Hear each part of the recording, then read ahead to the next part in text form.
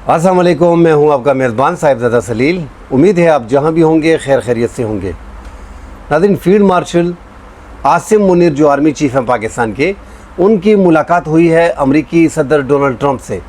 तारीख़ में पहली बार ऐसा हुआ है कि पाकिस्तान के आर्मी चीफ़ की अमरीकी सदर से वन ऑन वन मुलाकात हुई है। अब देखना ये होगा कि चीन के ताल्लुकात और अमेरिका के ताल्लुकात क्या हम इन दोनों को एक साथ मेंटेन कर पाते हैं। इस पे नाज़रीन डिटेल से बात करेंगे। सुप्रीम कमांडर जो है इस टाइम पे ईरान के, उनको कत्ल करने की कोशिश की गई है उनके बंकर पे जो है, जहाँ पे वो महफूज पनाह में थे, वहाँ पे इज़राइल ने बड़ा हमला किया है। इस हवाले से नाज़रीन बात करेंगे। साथ नाज़रीन, इज़राइल पे एक बार फिर जो है वो ईरान ने बैलिस्टिक मिसाइल से जो है वो हमला किया है। काफ़ी जानी और माली नुकसान जो है वो इस टाइम पे इज़राइल को उठाना पड़ रहा है। मुसलसल 5-6 दिन से बैलिस्टिक मिसाइल ईरान की तरफ से इज़राइल पे फायर किए जा रहे हैं, जबकि रात दिन के टाइम पे इज़राइल जो है वो सुबह से लेकर शाम तक तेहरान में, ईरान में जो है उससे तबाही मचाई होती है। नाज़रीन, इस पर डिटेल से बात करते हैं। दोस्तों से गुजारिश है, जिन्होंने हमारे चैनल को सब्सक्राइब नहीं किया, काइंडली हमारे चैनल को सब्सक्राइब कीजिएगा। नाज़रीन, ख़बरों की जानब जाते हैं। पाकिस्तान के field marshal general Asim Munir जो आर्मी चीफ़ हैं, ये तारीख़ में पहली बार हो रहा है पाकिस्तान में कि एक आर्मी चीफ़ जो है वो वन ऑन वन मुलाकात जो है वो डोनाल्ड ट्रंप से कर रहा है। अमेरिका के सदर डोनाल्ड ट्रंप के साथ उनकी बड़ी अहम मुलाकात थी जो आज इख्तिताम पजीर हुई। अमेरिकी सदर डोनाल्ड ट्रंप से सवाल किया गया, उसने कहा आई लव यू पाकिस्तान, और पाकिस्तान के लोग मुझे बड़े पसंद हैं। उसने ये सवाल जो है वो इस अंदाज में टाल दिया। नाज़रीन, अमेरिका के और पाकिस्तान के ताल्लुकात हमेशा ही उसमें उतार चढ़ाव रहा है, और हम ये अब इस टाइम पे देखा जा रहा है कि अमेरिका के सदर का पाकिस्तान में इंटरेस्ट काफ़ी ज़्यादा है। उसकी बड़ी वजह पाकिस्तान के सिपहसालार आर्मी चीफ़ जो फील्ड मार्शल हैं आसिम मुनीर, वो भी कह चुके हैं कि हमारे पास जो मादनियात हैं बलूचिस्तान में, अगर अमेरिका वो लेता है तो उससे उनको भी बड़ा फ़ायदा होगा और पाकिस्तान जो है उससे उड़ जाएगा। पाकिस्तान को भी मतलब एक बड़ा फ़ायदा होगा। हमारे पास जो ट्रिलियंस ऑफ डॉलर की बलूचिस्तान में मादनियात हैं, उसके लिए पाकिस्तान जो है वो कोशिश कर रहा है कि अमेरिका को किसी तरीके से इधर लाया जा सके। साथ नाज़रीन, इस टाइम पे हम चाइना हमारा बड़ा अच्छा दोस्त है, और हम सब जानते हैं कि इस टाइम पे दुनिया की माशी ताकत जो है वो चीन है, और चीन पाकिस्तान का हर वक्त का साथी है, हर मौसम का साथी है। हमने देखा कि पाकिस्तान और इंडिया के माबैन जब जंग हुई, एक महदूद जंग में, जिसमें पाकिस्तान ने इंडिया के 6 से 7 fighter jet BVR missile PL-15 जो हैं, जो बियॉन्ड विजुअल रेंज होते हैं, 190 किलोमीटर के फासले पे पाकिस्तान ने इन मिसाइल को इस्तेमाल किया और पाकिस्तान ने दुश्मन के 6 फाइटर जेट को गिराया। तो इसमें चाइना की भरपूर तावन जो है, चाइना का भरपूर तावन हमारे साथ शामिल था। उसकी बड़ी वजह, एक तो हम 81 से 82% चाइना का जो है वो फाइटर जेट, असलहा जो है, और जो मिसाइल सिस्टम है, हाइपरसोनिक हो गया, सुपरसोनिक हो गया, और साथ BVR मिसाइल जो बियॉन्ड विजुअल रेंज है, जिस तरह का PL-15 पाकिस्तान ने इस्तेमाल किया और पाकिस्तान ने उनके 6 फाइटर जेट गिराए। तो चाइना हर मौसम का और हर कड़े इम्तिहान में पूरा उतरा है। हम नाज़रीन वाक सिस्टम यूज़ कर रहे हैं, जो डायरेक्टली सैटेलाइट जो चाइना का यूज़ कर रहे हैं, और साथ इलेक्ट्रॉनिक वारफेयर इस्तेमाल कर रहे हैं। साथ उनके फाइटर जेट जो है 4.5 जनरेशन के, वो हम इस्तेमाल कर रहे हैं।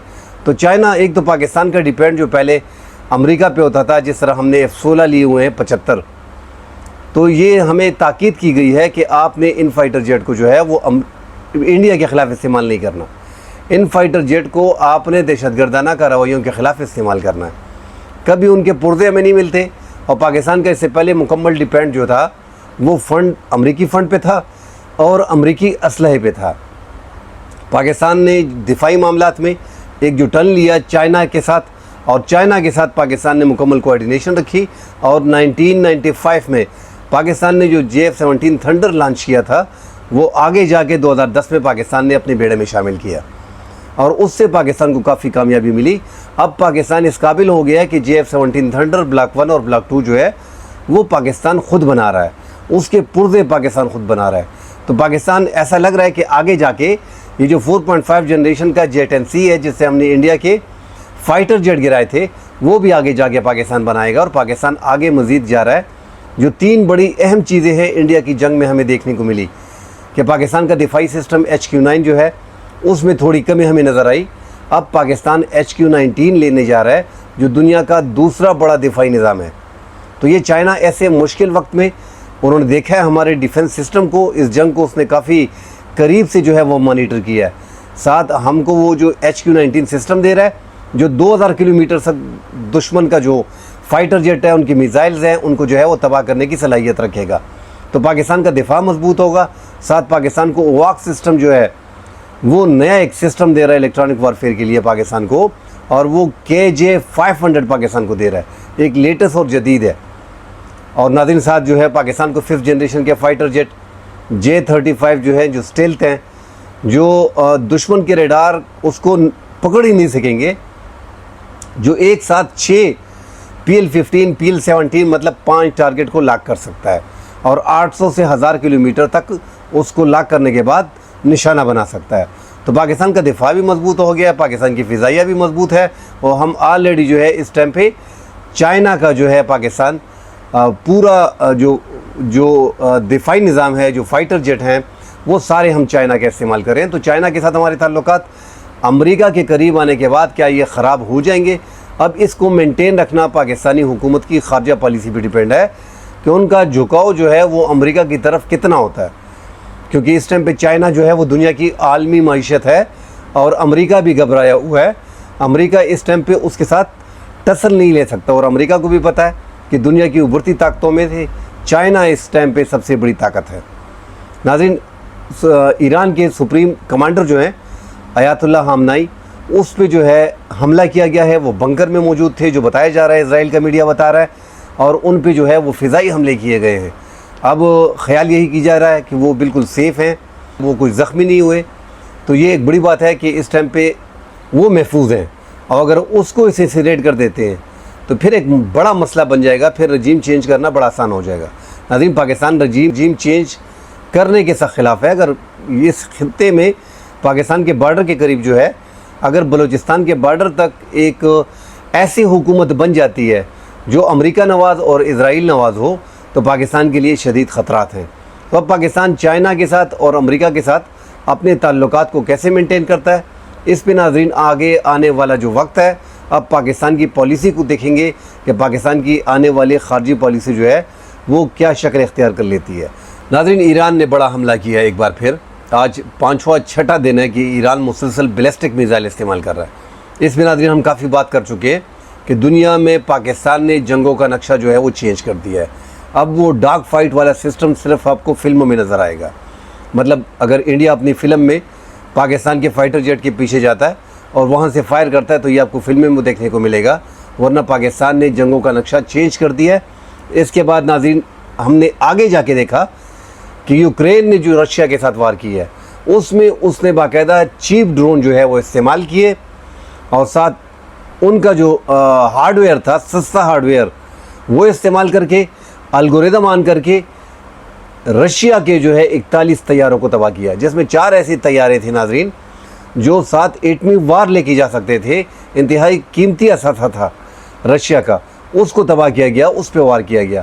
اب ہم آگے دیکھ رہے ہیں کہ بیلسٹک میزائل جو ہے وہ ایران اپنی حدود سے استعمال کر کے 2000 کلومیٹر کے فاصلے پہ جو اسرائیل واقع ہے, تل ابیب میں اور ان کے مختلف مقامات پہ, خیفہ میں تباہی مچائی ہوئی ہے ان کے بیلسٹک میزائل سے.